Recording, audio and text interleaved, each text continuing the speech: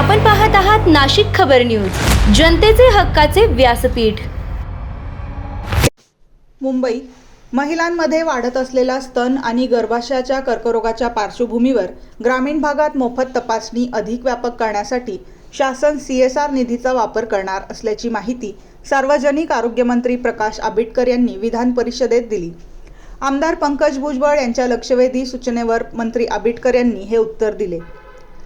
विधिमंडळाच्या अर्थसंकल्पीय अधिवेशनादरम्यान आमदार विक्रम काळे यांनी ही लक्षवेधी सूचना उपस्थित केली होती। यामध्ये आमदार पंकज भुजबळ यांनी महिलांच्या आरोग्याशी संबंधित महत्त्वाचा प्रश्न सभागृहात मांडला।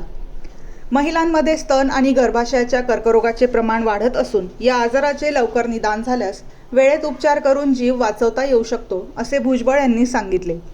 त्यामुळे मुंबईसह ग्रामीण भागात मॅमोग्राफी आणि पॅप स्मिअर या तपासण्या मोफत उपलब्ध करून देण्याची मागणी त्यांनी केली। यासाठी केवळ सरकारी निधीवर अवलंबून न राहता कंपन्यांच्या CSR निधीचा वापर करण्याचा पर्यायही त्यांनी सुचवला।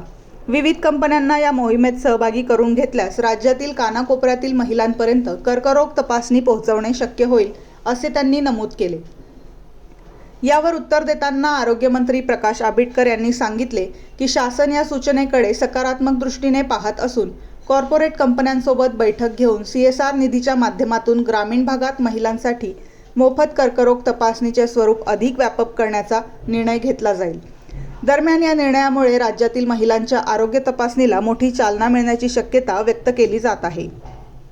माननीय सभापती महोदय, मी एक प्रश्न असाच मांडू शकतो ज्यांच्या महिलांमधला जो स्तन आणि गर्भाशयाचा कर्करोग जो आहे तो मोठ्या प्रमाणात वाढत आहे।